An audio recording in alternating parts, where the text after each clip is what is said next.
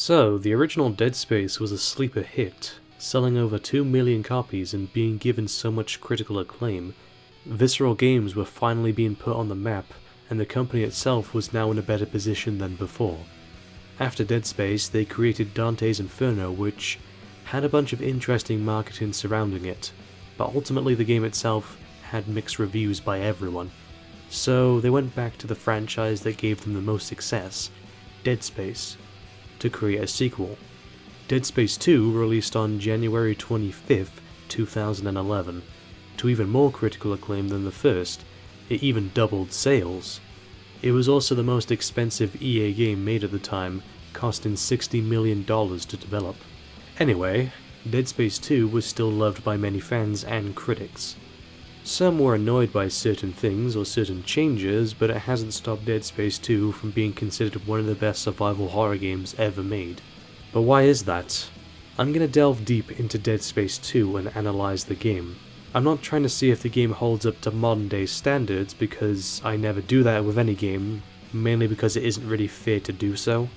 What I'm going to do is look over the major aspects of the game to see if it's still good. Should also be mentioned that I will not be talking about the multiplayer mode in this video, as I had some issues with the EA servers and so I wasn't able to play it. With that being said, let's get into the game. So, the game starts off similar to the first with a video of Nicole, only this time it's a recording of her talking with Isaac Clarke, the main character from the first game, and Isaac actually talks now. How you doing? Good. You're right, Isaac. The Ishimar is a great ship. I am so lucky to be serving aboard her. Enjoy it while it lasts. You know they're gonna decommission her next year. Isaac is voiced and mocapped by Gunnar Wright. They also did use his face as inspiration for the character model of Isaac, so this is a full-on performance by Gunnar, and he does a great job of portraying Isaac. Same goes for pretty much every other actor in the game. One thing you may notice is that Nicole has a different voice actress this time around. Tanya Clark does a great job as Nicole, but it does feel kind of inconsistent having a different voice. Still, I prefer her performance over Yeri Lehman from the first game. I hope I pronounced that correctly. We then slowly transition to Isaac being questioned by a doctor. This is a nice recap of the first game and feels quite natural.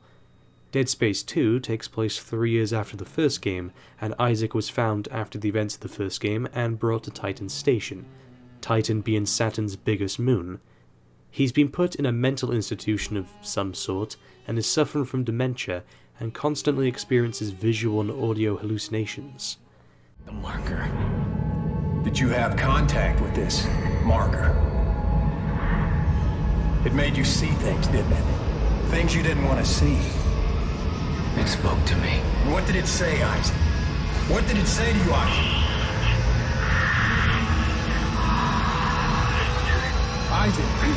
Isaac, can you hear me? Eventually, someone named Franco tries to rescue him from the facility, but his efforts are thwarted by necromorphs. Alright, I know you're confused right now. I can explain everything, but you gotta trust me, okay? Listen, you're in terrible danger.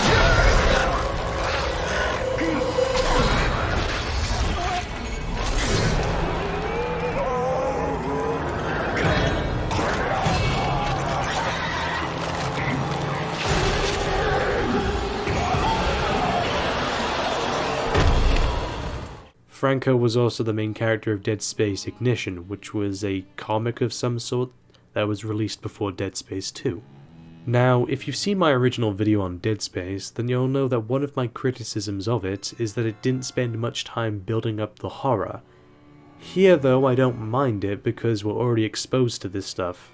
We were exposed to it for an entire game in fact, so I understand that the developers probably wanted to speed things up and get straight to the good stuff.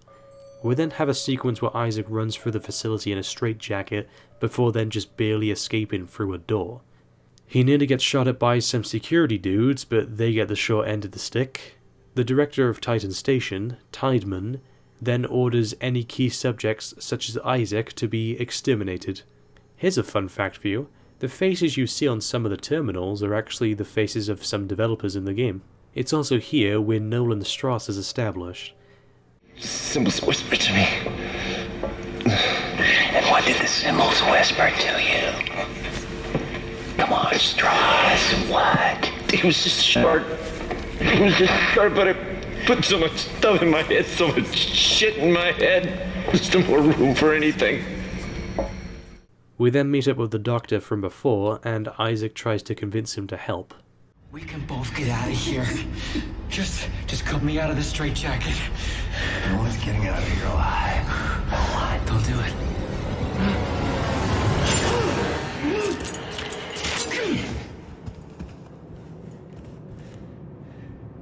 There's no escaping from what I've done. Take it easy, buddy. Just take it easy. Isaac then gets a health pack and a flashlight, and the doctor kills himself.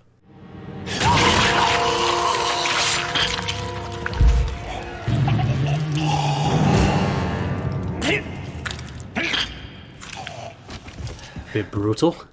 Anyway, I think now is a good time to get into the gameplay of Dead Space 2.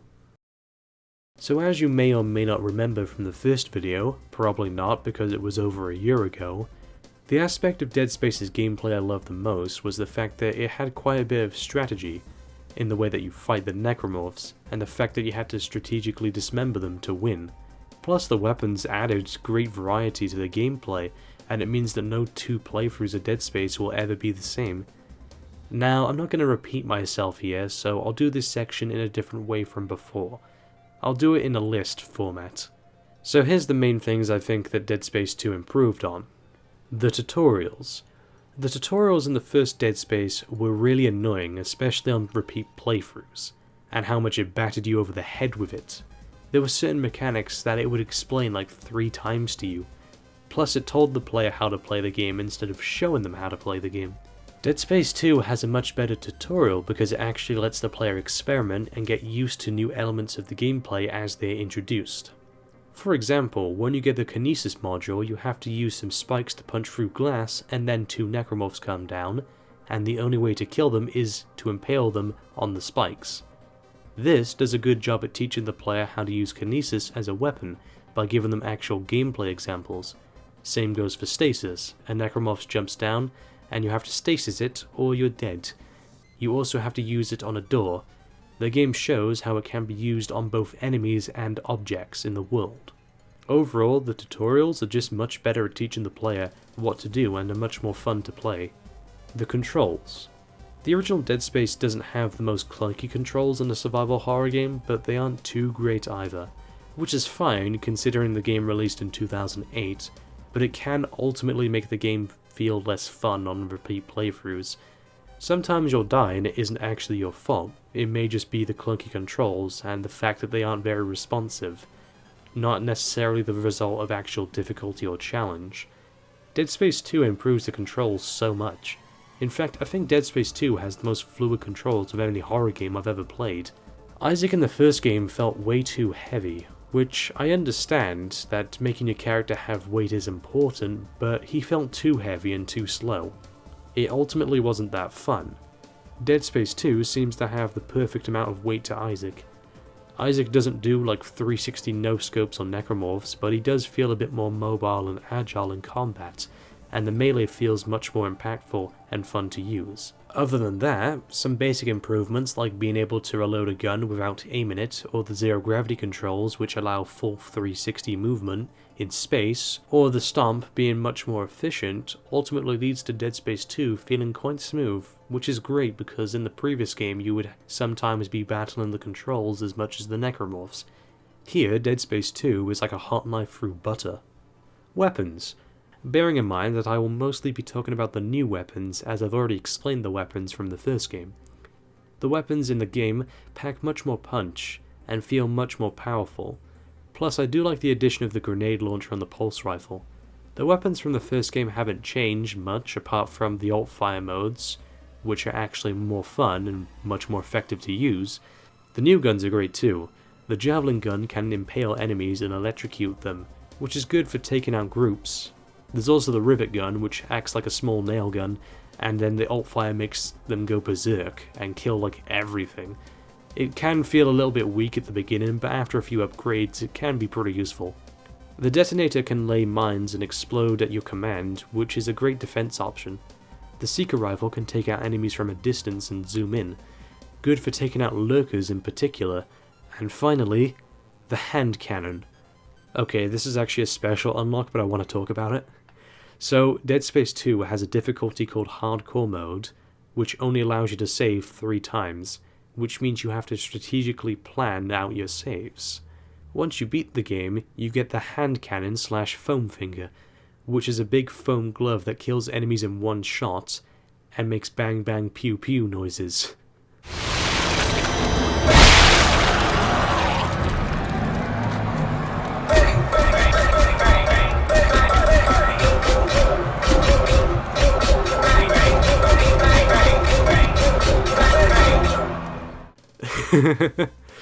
Ultimately, it's just a very funny gun to use. Yes, it does make you overpowered, but I think it's fair, since in order to get it, you have to first beat the game, and then beat it again on hardcore mode, meaning that by the time you've gotten the hand cannon, you've already beaten the game twice. And hardcore mode is hard as balls, so it's nice to have it. Enemies. There are some new enemies in the game, such as the Puker, which pukes on the player and the fluid can still splash on them after death. It is not very wise to fight these in close combat. There's also the Stalker, which charges you with insane speed and strength. Using stasis or a one-shot powerful weapon is key to survival against these fuckers. There is also the Crawler, which is an exploding baby. Oof, this game is dark. There is also an enemy type referred to as the Pack, which are necromorph children that swarm the player. They aren't hard to kill, but the sheer number of them can be a pain in the arse. What's interesting is that this is one of the only games I can think of that allows you to shoot infants. Now yes, I know they are necromorphs, but still, not many games out there would allow the player to shoot just zombie children, let alone real children. So, well done Visceral for having balls. There are also a few scripted enemies such as the Tormentor. The fight between him and Isaac looks cool, but it's heavily scripted and not really that much fun to play. There's also the Tripod, which drags Isaac around and tries to stab him with a blade. If you look closely, you can actually see the limbs of a baby growing on the blade. Okay, this game is actually quite disturbing, I should probably warn you. Overall, the scripted enemies are okay, but it probably would have been more fun to fight them in actual gameplay. So in conclusion, Dead Space 2 is a general improvement from the first game. The tutorials are better, the controls are better, and the meat of the gameplay, being the weapons and the enemies, are overall improvements and make the game much more fun to play than the original. I don't have that many issues with the gameplay, to be honest. The game is pretty well balanced. I played on Zealot difficulty, and the game felt pretty fair, but also very challenging. Most of the time when I died, it was my fault.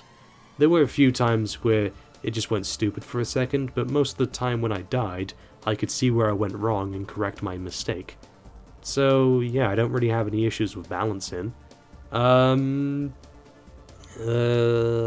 final boss fight is a bit cheap and is ultimately disappointing in terms of gameplay. Some sections can be annoying if you don't have enough ammo, and sometimes the game won't supply you enough ammo for certain encounters, so you're kinda screwed. Other than that, there really isn't that much I can complain about with the gameplay. I think the reason why Dead Space 2 works well is because it took an already awesome game, fixed or removed certain mechanics that caused issues, and then just added some new elements which ultimately made the game more fun and complex. And just like the first game, critical thinking skills are needed, and you'll need to develop some good strategies for taking down the Necros. Another thing I do like is that some weapons can be used in combination with another, and since you have a different loadout on each playthrough, it means there are endless ways to kill Necromorphs. Some weapons are clearly better than others, but none are useless, and each can be very effective with the right strategy. So yeah, Dead Space 2 has some of the best survival horror gameplay ever. It took a great game and made it even better. So, well done Visceral Games, even though you no longer exist. You made an awesome game. But what about the story? Is it well written? Are the characters entertaining to interact with? And does it interrupt the gameplay or not? Time to find out. So as you know, I wasn't too fond of the story in the original Dead Space. It had some interesting parts, but most of it just felt poorly developed and characters acted completely illogically. I do much prefer the story in this game though, and Isaac Clarke is a much better character. As mentioned before, Isaac is now a voice protagonist, which a lot of people were kinda angry about before the game released. I think it mainly comes down to consistency. Like, you play through a whole game without this character talking or having any personality, but then in the next game he's an actual person. It's just very inconsistent. I can understand why some people may have been mad about this. Ultimately, I think making Isaac a voice protagonist was the right idea, because of the fact that this story has him interacting with other characters more often, and thus having him be silent would be kind of awkward and out of place. It also helps Isaac become more of an individual character himself, because in the first game he was mostly just being ordered around by either Kendra or Hammond, or hallucinations of Nicole. It made him more of a reactionary character, which isn't necessarily bad in of itself, but I do think the story is always more interesting when the character is active, because they're the one pushing the story forward and not waiting for shit to go down and then react to it. I also think Dead Space 2 could have been the end to the series, as Isaac's story is wrapped up quite nicely at the end. So the story goes that Isaac is being contacted by a woman named Dana, who says that she has a cure for Isaac's dementia, and so she instructs him on how to get to her. Now, not much happens in between, but Isaac does meet Nolan Strauss, who does share a connection with Isaac regarding the marker. Isaac also has frequent hallucinations of Nicole. She questions why Isaac does the things he does, and also tries to convince him to kill himself at some points. This is one of the only elements of the story I don't like. We barely know anything about these two, or what their relationship was like. It makes sense for Isaac to care about her, because she's his girlfriend, but as the player we have no real connection to Nicole, so there's a weird disconnect between the player and the main character, because we don't experience the feelings or motivations he does. Like, Nicole says stuff like, "A lot happened that we never wanted." Like what? We don't know. The voice acting for both characters is good, there's nothing wrong with it. It's just in terms of actual story, the inclusion of Nicole in this game is just very sloppy. There are a bunch of fun set pieces throughout, and none of them get in the way of the gameplay. Same thing can be said for the cutscenes too. The cutscenes transition really well into the gameplay, and none of them last too long, and they mostly follow the rule of show don't tell, and are used only when absolutely necessary. Isaac and Dana do have a talk, and it is revealed that the outbreak on Titan Station has been caused by a man-made marker on the station by unitologists. She also talks about how he shouldn't trust Strauss because he murdered his wife and child or something. Isaac then meets Dana, and it turns out she's a unitologist. This is kind of foreshadowed by the fact that she's located at the top of the Church of Unitology. Oh, and in case it wasn't blindingly obvious, Unitology is supposed to be a parody of Scientology. Anyway, they don't have the cure for Isaac's dementia, and they lured him here because... EarthGov won't leave you alone because they're afraid you'll destroy their marker. After all, you did build it. What are you talking about? Well, that's why we brought you here. To build markers for us. To spread glorious convergence to the entire galaxy. Big plot twist! But in all seriousness, Act 1 works quite well. It does a great job establishing the major characters, and also has a lot of mystery surrounding the marker. Apparently the way it works is that the marker implants symbols into your head, and most people just turn crazy because of them. But if you're a smart person like Isaac or Strauss, then you can interpret the symbols as code for building a marker. Originally the plan was to just escape Titan Station alive, but now that he's learned that he was involved with the outbreak and the creation of the marker, he knows he has to stop it, which automatically makes this story more interesting than just fix the fucking ship. Unfortunately for Dana, an EarthGov ship shows up and then shoots everyone in the room, including her, quite brutally, and everyone dies except Isaac. Isaac then has an encounter with the Tormentor, which leads to Isaac being smashed and blown out of a window, and shooting missiles, and then being blown back inside in the station. Visceral Games themselves has said this is one of the sequences they regret doing in Dead Space 2 because while it looks cool and is fun to watch, it really doesn't have any impact on the story itself. Which is understandable, but I think it works fine as an action sequence to close off Act 1.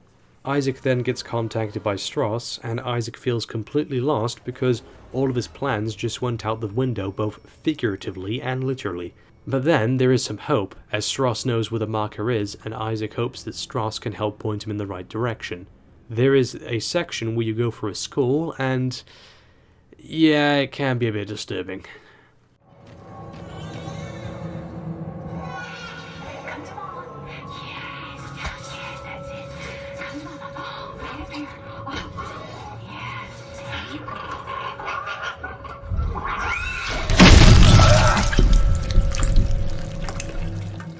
Along the way, Isaac meets up with a new character, Ellie, who Isaac tries to convince to help, but she is quite reluctant to.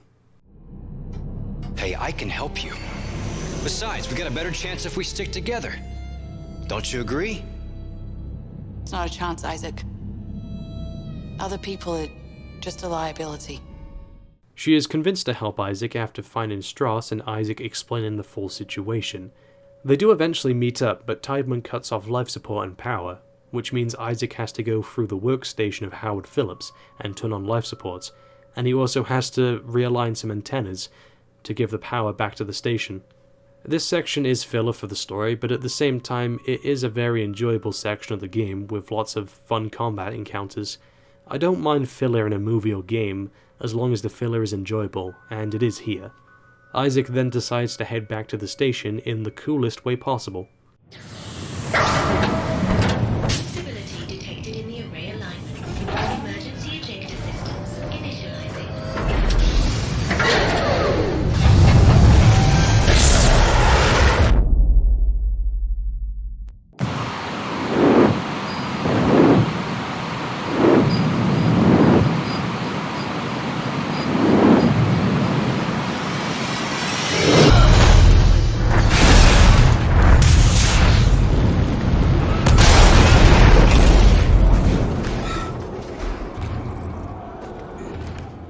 Oh, by the way, I almost forgot to mention, a lot of people didn't like the streamlining of Isaac's suit and abilities, not in terms of gameplay, in terms of story.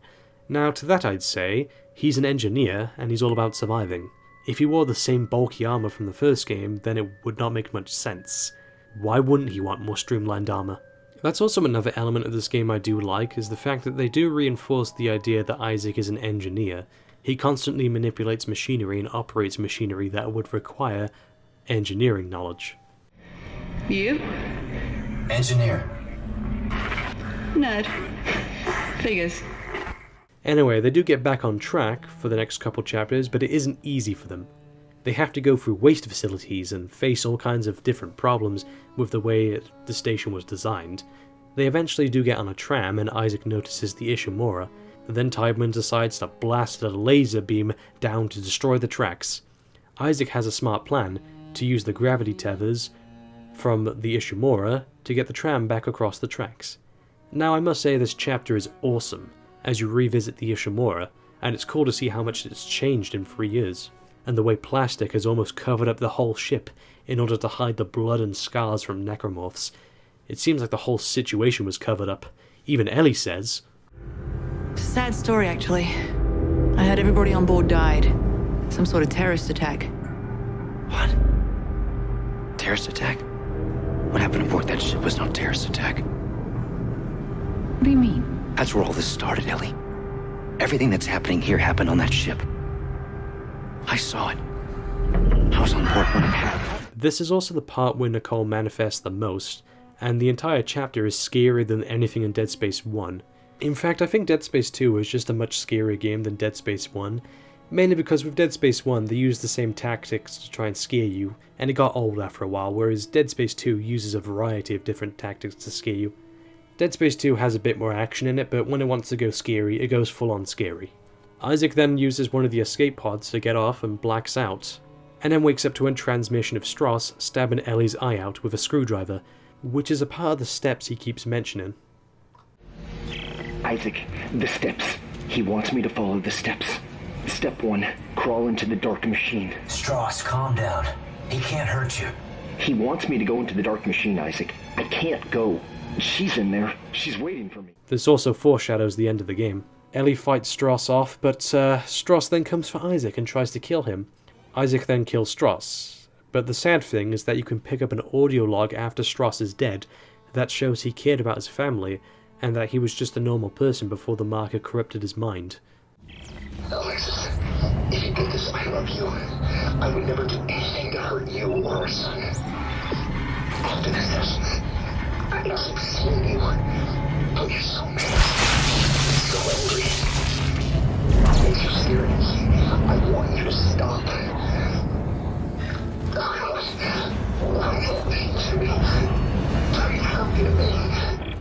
This does a good job of creating sympathy for the guy. This really wasn't his fault. His mind was corrupted. Isaac then has a confrontation with Nicole, and they do both form common ground. Isaac then meets Ellie, and she questions if it's over because Isaac needed Strauss. But nope, the objective of reaching the marker remains the same. I do like the character moment here, though. It doesn't recognize the new junction. I think I've got it from up here. What? I didn't hear you. Nothing. Nothing.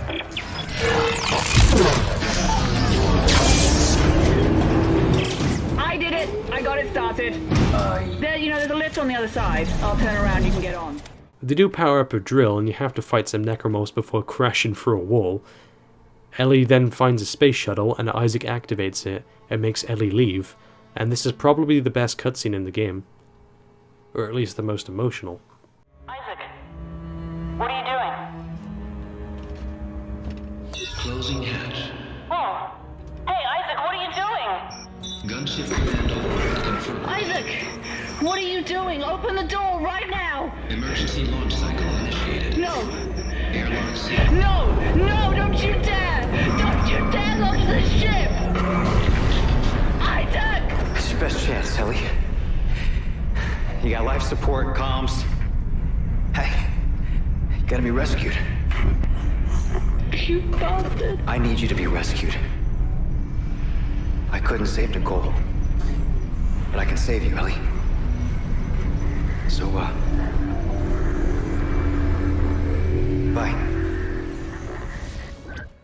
Isaac then continues through the sector. What I do like about Isaac is that he's clearly scared shitless the whole game, but he still goes along anyway because it's the right thing to do. Nicole convinces Isaac to let a crap ton of necromorphs into the compound and the Ubermorph as well, which can't be killed. Oh my god. I built that.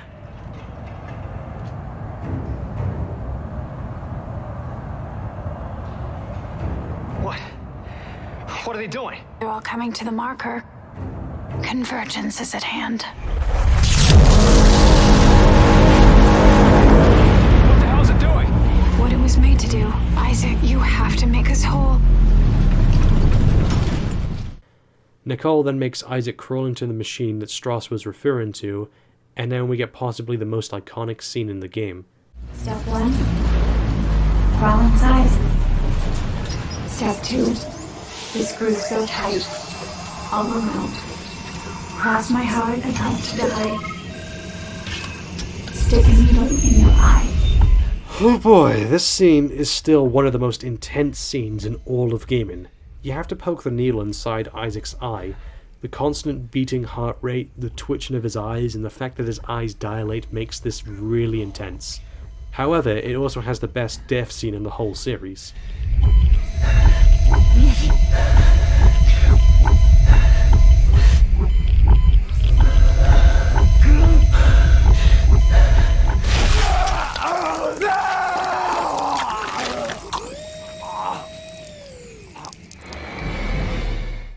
Okay, that was a bit gruesome.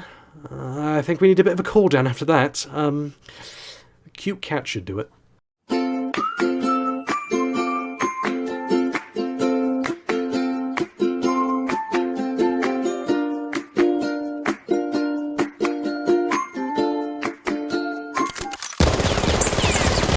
Okay, we're back. The issue I do have with this scene is that I don't quite understand what it means. Like, when the needle goes into his eye, we see pieces of what appear to be marker code, and that's it. What does it mean? Is this code to beat the marker? Or is this just more code for the marker to get more powerful? And if this was already inside Isaac, then wouldn't the marker pick it up already since he's standing literally right next to it? I don't know, this scene is confusing.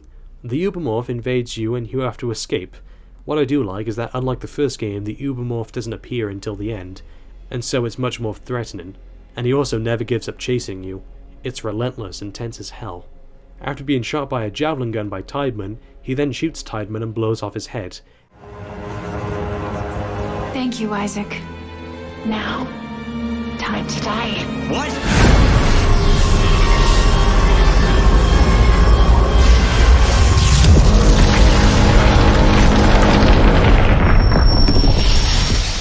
Okay, so it turns out that the hallucinations of Nicole were just hallucinations caused by the marker, and the marker used Nicole as a way to get Isaac to it. Weird, but we do get the best line in the game. God damn it, I trusted you! Fuck you! And fuck your marker!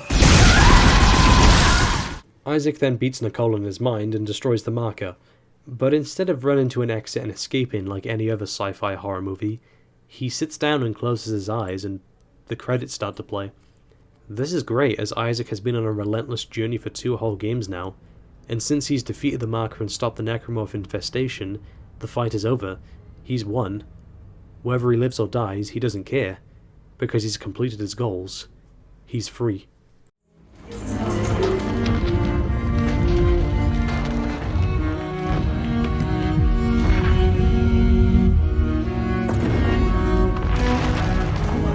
Life support failure. Seek protection.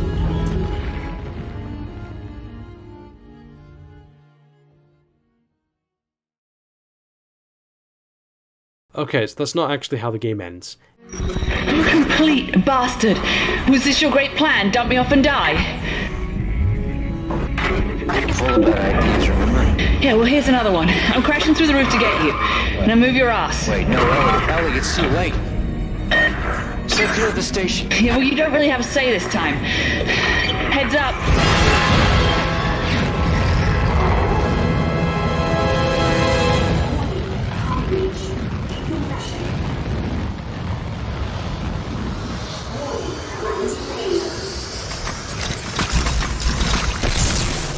Ellie comes back in and Isaac flies to her, and the station explodes as they just barely escape. Isaac and Ellie are now alive. And as I said at the beginning of the story section, I'm very happy with how they ended the story here. Isaac defeated the marker and got over his dead girlfriend. His character grew, and I do like the callback to the first game here.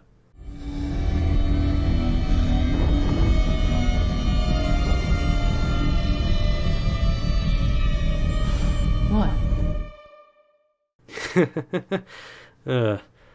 Ultimately, Dead Space 2's story isn't going to win any awards, but the main character has an interesting character arc, the characters and dialogue is well written, and the story as a whole is very enjoyable. In conclusion, Dead Space 2 is a terrific game, and a really good sequel to one of the best survival horror games ever made. The gameplay is a massive step up from the first, with more awesome guns, fluid controls, and more interesting enemy types. The story does have a few confusing elements, but it is overall an enjoyable experience. Honestly, Dead Space 1 and 2 are not only some of my favourite survival horror games ever made, but also some of my favourite video games ever made, period. I highly recommend these games to anyone who's a fan of survival horror. They are masterpieces.